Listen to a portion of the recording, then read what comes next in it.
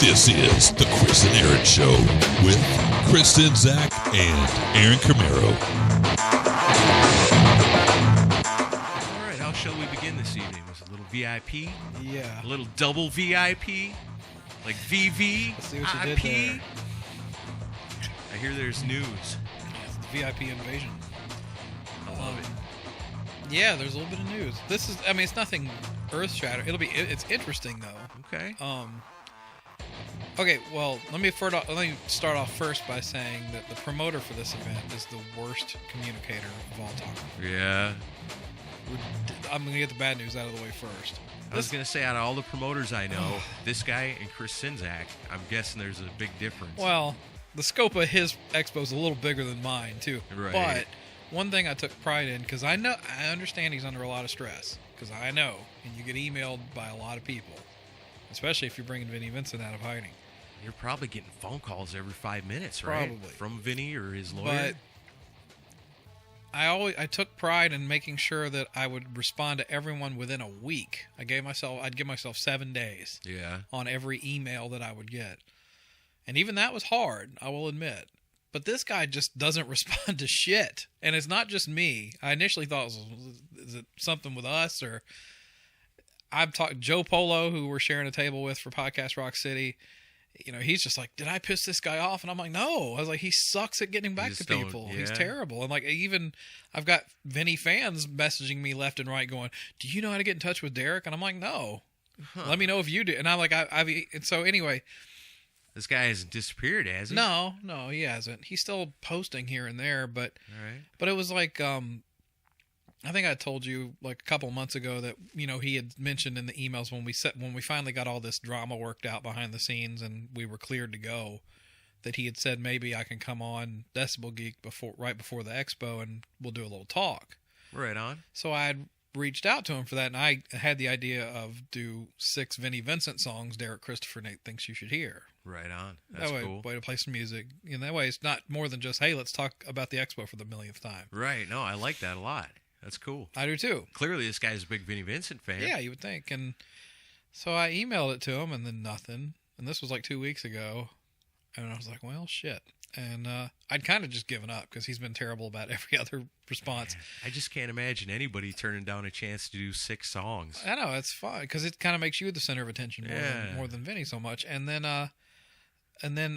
okay, so then I don't know how much you've kept up with the vault stuff that's gone on with Gene Simmons over the last weekend. I saw Sonny Pooney got his vault, and Julian Gill got his. Yeah. Out in L.A. Ace Frehley showed up. Well, that ties in. Eric Singer, Bruce Kulick, all them guys together. How cool. Very cool. And that ties into what I'm talking about. So, anyway, Joe gives me a call the other night, and they've since done. You need me to stop?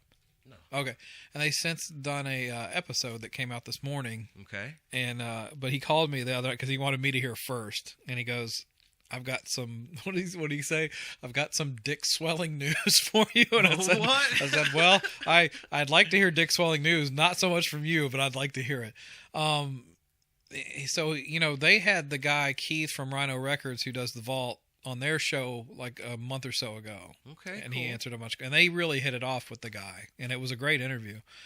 And so Sonny's, you know, telling them about this whole experience with Ace and everybody showing up, and in the middle of recording it, Joe just fired off a quick email to Keith, and he goes, "That's really cool about all the special guests that popped up. Do you think other cities could expect to see special guests?"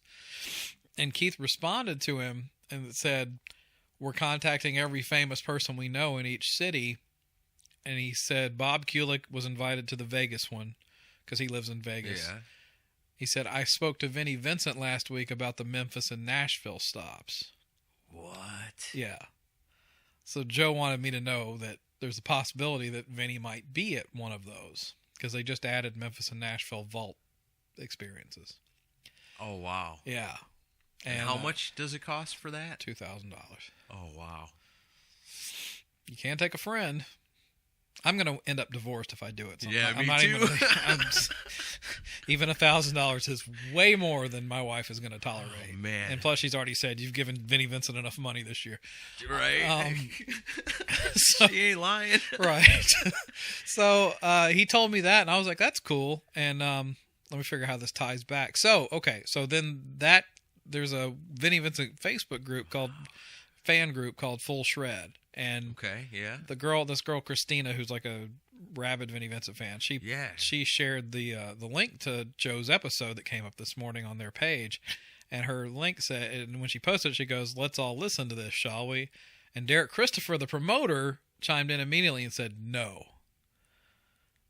like it's not happening, or I'm not going to listen to it." And I was like, "Oh."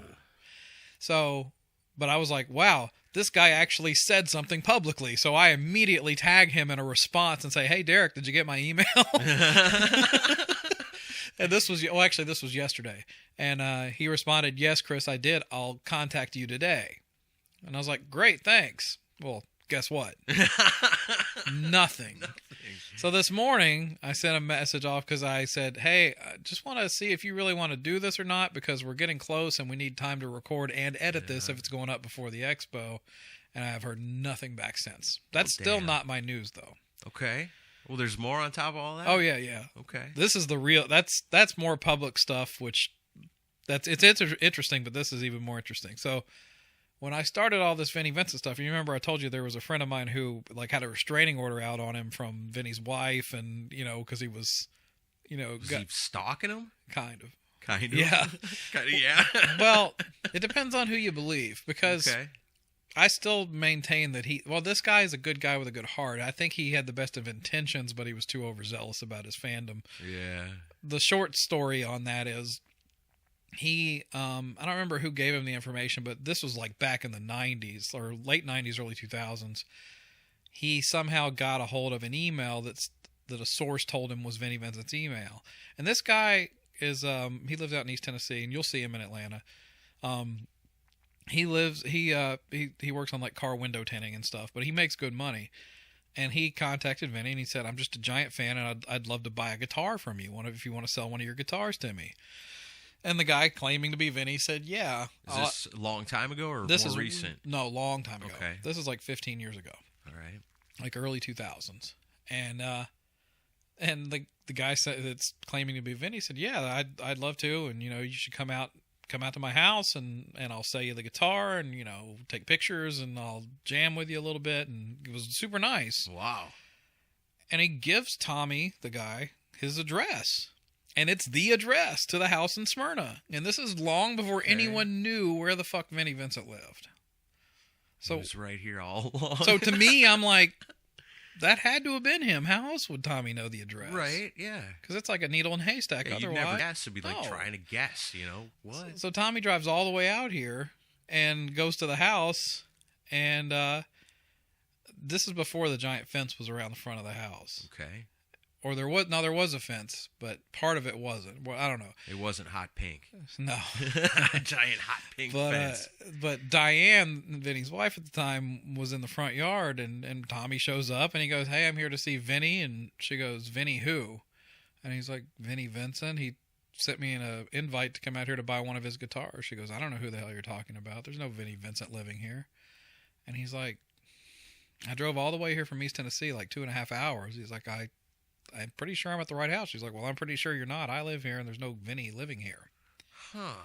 So he's like, but he was aware that this was his wife? Well, he wasn't. Okay. He just knew that this blonde chick living that lived at the house. And he's like, "What? This doesn't make any sense." And he's like, "I'm pretty sure I got the right address."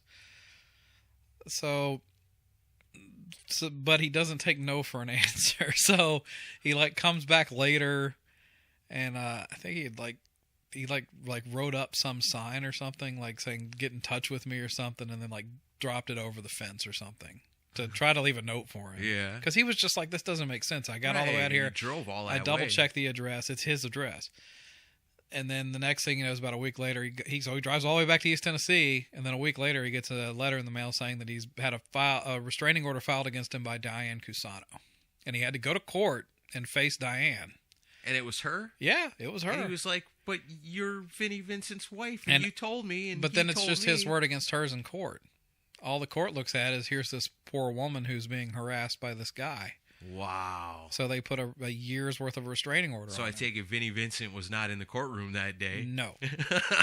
He wasn't appearing anywhere publicly in Right. those days. So, But how shitty. Unless it was yeah. somebody that knew his address. yeah, I can't and figure it knew out either. the email. But I don't think... And got Yeah. the message and said, ha, ha, ha, ha. Yeah. You want to see something funny? Unless it's Check somebody this trying out. to fuck with Vinny. Yeah. But Tommy isn't... But Tommy got stuck as a pawn in the middle pretty of much. funny prank. I believe him. But Tommy also then proceeded to tell me oodles of stuff that people probably should not know about Vinnie Vincent. That's why I started writing the book, was mostly because of what he gave me. He gave me a ton of info. And then of course I met Dino, who was running the forum and all that. So anyway, fast forward to today, Tommy has been in touch for the last couple of months with this guy named Bill Temple, who was Vinnie Vincent's guitar tech back in the Invasion days. Okay, yeah. And so Tommy helped facilitate, and Tommy's been in touch with Vinny's lawyer for years, like ever since the whole restraining order thing. Like I wouldn't know who Vinny's lawyer was without Tommy. Wow. That's how Mark Nolan is known, is because of Tommy, because Mark Nolan's who helped serve Tommy the papers. And Mark to this day is Vinny's lawyer, and Mark's going to be at the expo too. So Sure. So Bill Temple's been basically talking to Tommy on a daily basis, unbeknownst to Vinnie Vincent, because he's pretty sure Vinnie Vincent will have a shit fit if he finds out that Tommy is the one talking to Bill. Huh. So this is bizarre shit, and so Tommy's relaying. It's just a Vinnie Vincent soap opera world. I know, guys. We're all living in it. Yeah, and you're keeping your mouth shut. Days of our Ankh. That's good. I can hear the song. Bling, bling, bling, bling. So Bill's talking to Vinny every day and then relaying this stuff to Tommy. And so here's the weird stuff. So Vinny is definitely going to appear at the expo. That's for sure. Okay. Tommy is claiming that Bill said that Vinny moved out west, but that could just mean West Tennessee. Yeah. Because the fact that Keith from Rhino Records was saying Memphis and Nashville tells me he's living in the area somewhere in the southeast, probably. Right. Yeah. And he's doing the Atlanta Expo. Why else would that location be picked? So is it Memphis and Nashville, or both of them probably together? Probably or I don't know. I just know what Joe got in the email. But Bill's claiming that Vinny's got a place to stay somewhere in Atlanta, not in Atlanta, but in Georgia. He's got like a side house or something, and that he like Vinny is going to fly in or come in to Clarksville, where Mark Nolan, his lawyer, is based out of. Okay. On next Wednesday, and Bill's going to meet them there, and they're all three going to drive to Atlanta together, and. I don't know if you saw on the Expo website and Bill's the guy that was the guitar tech? Yeah, for the Invasion. And so him and Vinny are still really tight, good friends. Well, they reconnected because of the Expo thing. Roll right on. Tommy put him in touch with him. Right on. The stalker put the guitar tech back in touch with him. And so they're going to ride down together, and like a few weeks ago there was a special advertisement for these like little miniature guitars. Like you pay $100, you get this little miniature Vinny Vincent guitar signed. Yeah. So he's going to drive down there Wednesday. He's going to sign those at the hotel on Thursday. That's what Bill said. And then, but that there are a number of plainclothes cops and guards that will be all around the expo. Because Vinny is scared to death of a Dimebag Darrell or Vegas shooter type situation. He's incredibly paranoid. So he hasn't changed in 20 years. Yeah. And that they got photos of people that are on the Vinnie Vincent fan forum and distributed their photos to the guards and cops. What? And they're not going to throw people out, but they're going to be on the lookout for them and keep an eye on them. Because Vinny thinks, it's probably my friend Rick. They probably thinks he's going to like try to kill him or something. Because Rick is pretty obsessed. But yeah, so he's just as paranoid now as he was 20 years ago. So this must be a pretty big step for old Vinnie Vincent then to do something like this. He's scared to death to be around this many people at once. Yeah. Because he hasn't in 20 years. Wow. He must really need the money. Well, Yeah, or he's ready to just make that step and get back out again. Yeah. But the thing with them being with the guy from Rhino being in touch with him about the vault thing, that tells me Gene's open to talking to him. And then Bruce and Eric showing up at the LA thing, people's wheels are starting to turn, and they're like, well, does this mean that farewell tour with all the members is going to actually happen? Because that's been rumored for years. But we have not heard from Mr. Paul Stanley on that. And he's probably the linchpin to all of that. And can Peter Criss still go? Who knows? He could sing. Yeah. You got Eric Singer to play. And some people, there's a New York vault thing, and the people are saying it's probably a safe bet that Peter's going to show up for that. But Paul's been noticeably quiet. Yeah. But anyway. I wish I'd have held on to all my demos. And also for the expo, like a week or so ago, Tommy had told me about this stuff with Bill Temple. And I just threw it out there. I said, well, see if Bill would talk to Vinny about doing Albums Unleashed with us on the first album. Awesome.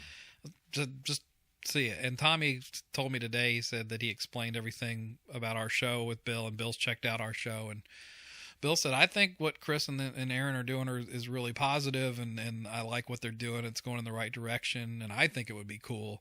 He's like, I have to feel Vinny out on it. But he said to get in touch with him when we're at the expo, and he'll see. Nice. I'll take a maybe over a sure. no. Yeah, for sure. That's awesome. He's putting in the good word for us. Yeah. Well, Tommy's been a listener of the show since, because I've used mostly his material to get the show going. Yeah. But check it out, everybody. I'm doing a podcast, and I'm not even on it. Right. So it's rolling together, and then of course the weekend's just growing exponentially because I decided to set up something on that Saturday night at a bar a block away from the expo. Cool.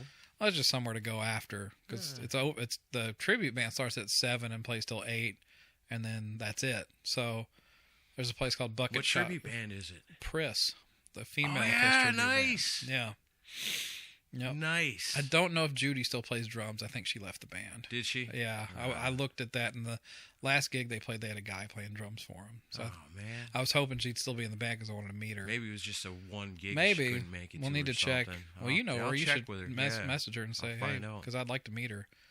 But this place is just called Bucket Shop Cafe. It's just a bar, and it's literally a block away from the expo. Perfect. So I initially talked to a bunch of the other podcasters that are going to be around and said, hey, I'd like to meet all you guys. And I did include the 3 kicks to the groin. I doubt they'll show. Yeah, why but I'm not? trying to be the nice guy. But yeah, and then I just opened it to everyone. I did an event page, and yeah, so we're going to do that. Awesome. Yeah. Sounds like fun. And of course, we're doing the Gene Simmons Vault listening party at Joe's girlfriend's place Friday night. Oh, cool. Yeah. Awesome. Yeah. We're going to get to hang out with a bunch of people that night, too, and listen to the Vault. This is going to be one awesome weekend. Yeah. And then we do our meet and greet on Sunday. Okay. From noon to 6:30. 6.5 hours. Wow. Of waiting in line? I don't know what we're supposed to get a Q&A, and then there's photos, and I don't know how it's going to work. We'll know more because Joe's going to be at the one on Friday. Yeah. So we'll be going to his girlfriend's apartment, and then he'll meet us there, and he'll tell us what it's like, and then we'll have a good idea of what to expect. Cool. So we'll get the scoop on what the Friday one looked like. All right. I still can't believe it. We're just a little over a week away. It's so cool. Yeah. I'm so excited. It's going to be fun. All right. Well, are you ready to record the show this week? Yeah, let's do it. Okay.